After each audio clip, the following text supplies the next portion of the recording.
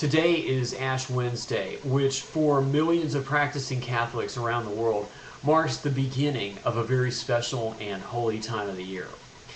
On this channel, I identify myself as 49% atheist, 51% Christian.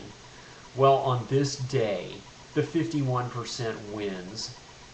And look, if you're one of those atheists out there, I want you to know I understand where you're coming from. And I think I understand what your biggest roadblock is, and it kind of goes like this. You would say to me, but Steve, if God really is out there, and if he's real, and if he really loves us, then how is it that evil tends to dominate so much of this world so much of the time? And when you add to that the random and seemingly arbitrariness of things, it does strike for you a very serious blow to the idea that I'm putting forward today. I get all of that, yet still, I can't bring myself to throw in with you either. I can't do it because you don't have the answers any more than I do, and you can't prove your point of view any more than I can prove mine. But the difference between you and me is that I admit that I can't prove it. I admit that I am taking kind of a leap of faith here. You don't. You state flatly and dogmatically that there is no God to the exclusion of any other idea. And you completely dismiss all other ideas even though you can't prove your own. I find that rationale to be inconsistent with itself.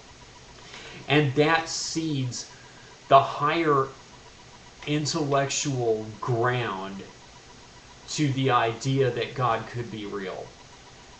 And it effectively cedes the moral higher ground to it as well. That's all.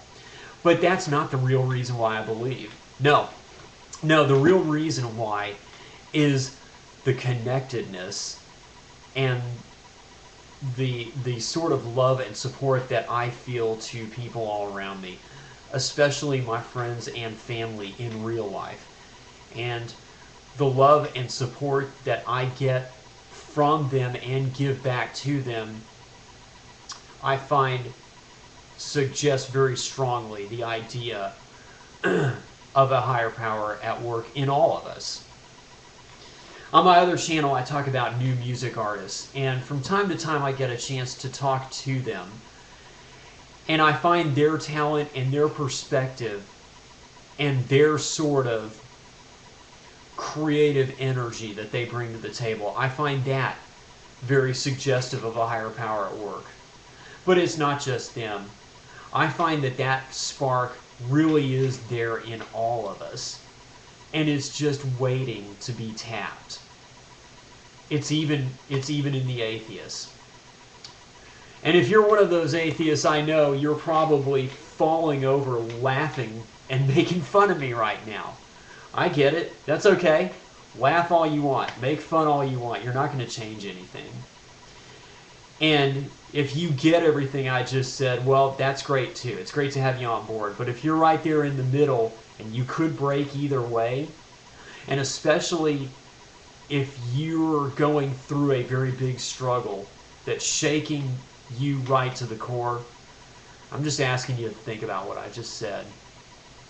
And I'm asking you to think very seriously about letting faith win out over doubt. That's all.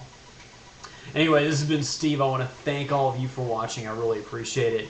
And I'll be back once again next time. Steve out.